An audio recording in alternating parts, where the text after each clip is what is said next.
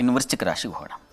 ವೃಶ್ಚಿಕ ರಾಶಿಯವರಿಗೆ ನರಪತಿ ಸತ್ಕೃತಃ ಅಟನಃ ಚಮೂಪಸಚ ವಣಿಕ್ಸ ಧನವಾನ್ ಅಂತೆಲ್ಲ ಹೇಳುತ್ತೆ. ಹೀಗಾಗಿ ವ್ಯಾಪಾರದಲ್ಲಿ ಏನಾದರೂ ಇದ್ದರೆ ನೀವು ನೋಡಿ, ಅದ್ಭುತವಾದ ಒಂದು ವ್ಯಾಪಾರ ಕೌಶಲ್ಯ ಬಂದು ಒದಗಿ ಬುಧನ ಜೊತೆಗೆ ಸೇರಿಕೊಂಡು ವಿಶೇಷವಾದ ಧನ ಸಂಪಾದನೆ ಆಗುತ್ತೆ. ಏನು ಅಲ್ಲಿ ಹೇಳಿ ನರಪತಿ ಸತ್ಕೃತ ಅಟನಃ ಅಂತ ಹೇಳಿದೆ, ಪ್ರಯಾಣ ಮಾಡ್ತಕ್ಕಂಥ ಆಸೆ ಬರುತ್ತೆ. ಮತ್ತು ನರಪತಿ ಅಂದರೆ ಜನರಿಗೆಲ್ಲ ಅಧಿಪತಿ ಅಂತ, ನೀವೇ ನಿಮ್ಮ ಕ್ಷೇತ್ರಗಳಲ್ಲಿ ನಾಯಕರಾಗ್ತೀರಾ, ಆಗಿರ್ತೀರಾ. ಆಗಿಲ್ಲ ಅಂತಂದರೆ ನಿಮ್ಮ ಮಾತು ನಡೆಯುತ್ತೆ ಕೂಡ. ನಿಮ್ಮ ಸ್ನೇಹಿತರು ಅಥವಾ ಇನ್ಯಾವುದೋ ನಿಮ್ಮ ರಂಗದಲ್ಲಿ ನೋಡಿ, ಒಂದು ಊರಿನಲ್ಲಿ ಒಬ್ಬ ನಾಯಕ ಅಂದರೆ ನಾಯಕನಿಗೆ ಹತ್ತಿರ ಆಗ್ತಕ್ಕಂತಹ ಸಾಧ್ಯತೆ ಕೂಡ ಆ ರೀತಿಯಲ್ಲಿ ತುಂಬ ಚೆನ್ನಾಗಿದೆ. ಅಂದರೆ ತತ್ಸಮಾನತ ಬಲ ಅಂತ ಆ ರೀತಿಯಲ್ಲಿ ಚೆನ್ನಾಗಿದೆ. ವಿದ್ಯಾರ್ಥಿಗಳಿಗೆ ಅನುಕೂಲಕರವಾಗಿರ್ತದೆ, ಹೆಚ್ಚಿನ ಬಲ ಇದೆ.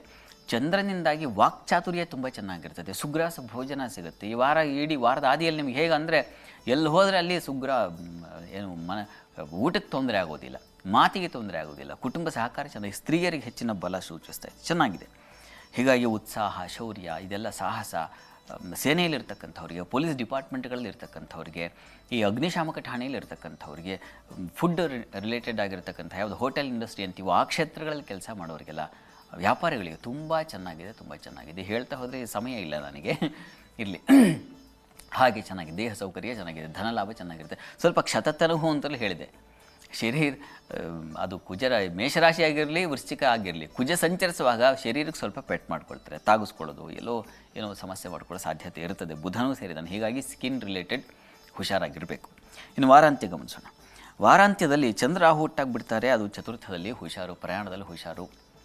ಅದೇ ತರಚು ಗಾಯ ಆಗ್ತಕ್ಕಂಥದ್ದು, ಮತ್ತು ಪ್ರಯಾಣದಲ್ಲಿ ಸ್ವಲ್ಪ ತೊಂದರೆಗೊಳಪಡ್ತಕ್ಕಂಥದ್ದು, ಕೃಷಿ ಚಟುವಟಿಕೆಯಲ್ಲಿ ಸ್ವಲ್ಪ ಹಿನ್ನಡೆ ಆಗ್ತಕ್ಕಂಥದ್ದು, ನೀರಿನ ಸಮಸ್ಯೆಗಳು, ನೀರಿನಿಂದ ಪ್ರಮಾದಗಳು ಏರ್ಪಾಡಾಗ್ತಕ್ಕಂಥದ್ದು, ಕಾಲು ಕಣ್ಣುಗಳಿಗೆ ತೊಂದರೆ, ವೃತ್ತಿ ಅಲದಾಟ ಹೆಚ್ಚಾಗ್ತಕ್ಕಂಥದ್ದು, ಈ ರೀತಿಯ ಸ್ವಲ್ಪ ವ್ಯಯವು ಅತಿ ವ್ಯಯ, ಅಪವ್ಯಯ. ಅದು ಕಾರಣ ಮಾಂದಿ ರವಿ ಒಟ್ಟಾಗ್ತಾರೆ ವ್ಯಯದಲ್ಲಿ. ಈ ಕಾರಣದಿಂದಾಗಿ ವೃತ್ತಿ ಸಂಬಂಧಿ ಕರ್ಮಾಧಿಪತಿ ವ್ಯಯದಲ್ಲಿದ್ದು ನೀಚನಾಗಿದ್ದು ಮಾಂದಿ ಸೇರಿಬಿಟ್ರೆ ಕೆಲಸದ ನಿಮಿತ್ತ ಬರೀ ಅಲದಾಟ ರೀ, ಕೆಲಸ ಮಾತ್ರ ಆಗಲಿಲ್ಲ, ಇಷ್ಟು ತಲೆನೋವಾಗ್ಬಿಡ್ತು ಅಂತ ಅನಿಸುತ್ತೆ ನಿಮಗೆ. ಆ ರೀತಿಯಲ್ಲಿ ಕೊನೆಗೆ ಇದಕ್ಕೇನಪ್ಪ ಪರಿಹಾರ ಅಂತಂದರೆ, ದುರ್ಗಾ ಸನ್ನಿಧಾನದಲ್ಲಿ ಆದಿತ್ಯ ಹೃದಯ ಹೇಳ್ಕೊಳ್ಳಿ, ಮತ್ತು ಈಶ್ವರ ಸನ್ನಿಧಾನಕ್ಕೆ ಸ್ವಲ್ಪ ಗೋಧಿ ಸಮರ್ಪಣೆ ಮಾಡಿ. ಅದು ತುಂಬ ಸಹಾಯ ಮಾಡುತ್ತೆ, ಕೆಲಸದ ತೊಂದರೆಗಳನ್ನು ನಿವಾರಿಸುತ್ತೆ. ಇದ್ರ ಜೊತೆ ಆದಿತ್ಯ ಹೃದಯದ ಜೊತೆಗೆ ಗೋಧಿ ಸಮರ್ಪಣೆ ಮಾಡ್ತಕ್ಕಂಥದ್ದು, ಅದನ್ನು ಮಾಡಿ. ಇನ್ನು ಧನುರಾಶಿ ಗಮನಿಸೋಣ. ಧನುರಾಶಿಯವರಿಗೆ ವ್ಯಯಾಧಿಪತಿ ವ್ಯಯಸ್ಥಾನಕ್ಕೆ ಬಂದರೆ ವ್ಯಯ ಕಡಿಮೆ ಆಗುತ್ತೆ ಅಂತ, ಇನ್ವೆಸ್ಟ್ಮೆಂಟ್ ಆಗುತ್ತೆ. ಎಲ್ಲೋ ಒಂದು ಕಡೆ ಲ್ಯಾಂಡ್ ತೊಗೊಳ್ತಾ ಇದ್ದೀನಿ, ಎಲ್ಲೋ ಒಂದು ಕಡೆ ಸೈಟ್ ತೊಗೊಳ್ಳೋ ಯೋಚನೆ ಮಾಡ್ತಾ ಇದ್ದೀನಿ, ಈ ರೀತಿ ಆಲೋಚನೆಗಳು ಬಂದ್ಬಿಡುತ್ತೆ. ಆರೋಗ್ಯದ ಸ್ವಲ್ಪ ವ್ಯತ್ಯಾಸ, ನಷ್ಟ ಕಡಿಮೆ, ಹೆಚ್ಚಿನ ನಷ್ಟ ಇರಲ್ಲ. ಹೂಡಿಕೆ ಭೂಲಾಭ ಹೇಳಿದ್ನಲ್ಲ, ಎಲ್ಲೋ ಒಂದು ಕಡೆ ಏನೋ ಒಂದು ಆಸ್ತಿ ಮಾಡೋ ಯೋಚನೆ ಅಂತೂ ಖಂಡಿತ ಬರುತ್ತೆ. ವಾಹನವೋ ಅಥವಾ ಇನ್ಯಾವುದೋ ಒಂದು ಈ ರೀತಿಯ ಇನ್ವೆಸ್ಟ್ಮೆಂಟ್. ವಾಹನವನ್ನು ಇನ್ವೆಸ್ಟ್ಮೆಂಟ್ ಅಂತ ಅಂದ್ಕೊಳ್ಳೋದಿಲ್ಲ ಜನ, ಆದರೆ ಓಡಾಡೋ ಸುಖ ಸೌಖ್ಯ ಅದನ್ನು ಮರೆತು ಬಿಡ್ತಾರೆ. ಆದರೆ ಆ ರೀತಿಯ ಒಂದು ಫಲ ಖಂಡಿತ ಇದೆ. ಸ್ನೇಹಿತರು, ಬಂಧುಗಳ ಅನುಕೂಲ ಚೆನ್ನಾಗಿದೆ. ವೃತ್ತಿಯಲ್ಲಿ ಸ್ವಲ್ಪ ಪರಿಶ್ರಮ ಇರ್ತದೆ, ಕಾರಣ ಅಲ್ಲಿ ಕರ್ಮಾಧಿಪತಿ ವ್ಯಯದಲ್ಲಿ ಸಂಚರಿಸ್ತಾ ಇದ್ದೀನಿ. ಹೀಗಾಗಿ ಶ್ರಮ ಹೆಚ್ಚಾಗುತ್ತೆ, ಹೊರೆ ನಿಮ್ಮ ಪಾಲಿಗೆ ಬಂದು ಬೀಳುತ್ತೆ. ಈ ರೀತಿಯಲ್ಲಿ ಸ್ವಲ್ಪ ತೊಡಕಿದೆ. ಇನ್ನು ವಾರಾಂತ್ಯ ಗಮನಿಸೋಣ. ವಾರಾಂತ್ಯದಲ್ಲಿ ಅಲ್ಲಿ ಚಂದ್ರ ರಾಹು ಹುಟ್ಟಾಗ್ತಾರೆ ತೃತೀಯದಲ್ಲಿ. ಹೀಗಾಗಿ ಸ್ವಲ್ಪ ಭಯದ ವಾತಾವರಣ ಇರುತ್ತೆ, ಹುಷಾರು. ಸ್ತ್ರೀಯರಿಗೆ, ಹೆಣ್ಣುಮಕ್ಕಳಿಗೆ ಸ್ವಲ್ಪ ಭಯ, ಆತಂಕ, ಆಗಂತುಕ ಸಮಸ್ಯೆಗಳ ಭಯ ಇವುಗಳು ಸೂಚಿಸ್ತಾ ಇದೆ.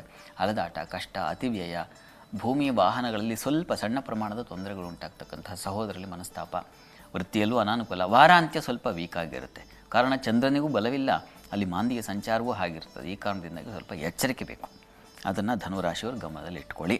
ಪ್ರಾರ್ಥನೆಗೆ ಏನಪ್ಪ, ದುರ್ಗಾ ಸನ್ನಿಧಾನದಲ್ಲಿ ಸ್ವಲ್ಪ ಅಕ್ಕಿ ಮತ್ತು ಉದ್ದು ಸಮರ್ಪಣೆ ಮಾಡಿ.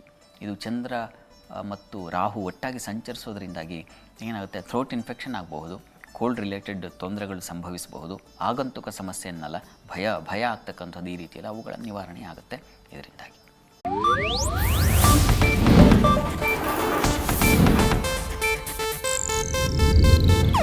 ಇದು ಏಷ್ಯಾನೆಟ್ ನ್ಯೂಸ್ ನೆಟ್ವರ್ಕ್ ಪ್ರಸ್ತುತಿ.